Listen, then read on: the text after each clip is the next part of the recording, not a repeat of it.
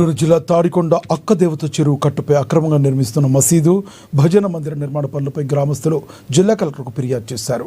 ఉన్నతాధికారుల ఆదేశాల మేరకు పంచాయతీరాజ్ అధికారులు చెరువు కట్టుపై ఎలాంటి నిర్మాణాలు చేపట్టవద్దని నోటీసులు అంటించారు. నోటీసులకు స్పందించకుండా యథావిధిగా భజన మందిరం నిర్మాణ పనులు చేపట్టారు. దీన్ని ఆసరాగా చేసుకుని ముస్లింలు మసీదును కట్టడానికి సిద్ధమయ్యారు. విషయం తెలుసుకున్న అధికారులు నిర్మాణాలు చేయరాదని ఆదేశించారు.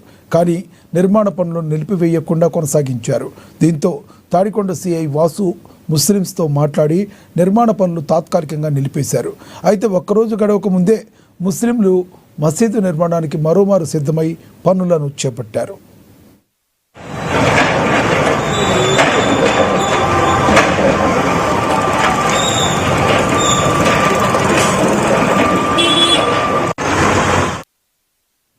ఇక తహసీల్దార్ ఆదేశాలతో 145 సెక్షన్ అమలు చేస్తూ నిర్మాణాలు చేపట్టరాదని బోర్డు ఏర్పాటు చేశారు.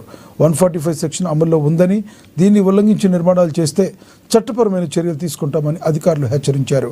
అయినప్పటికీ కూడా ముస్లింలు అధికారుల మాటలు పట్టించుకోకుండా మసీదు నిర్మాణ పనులు చేపట్టారు.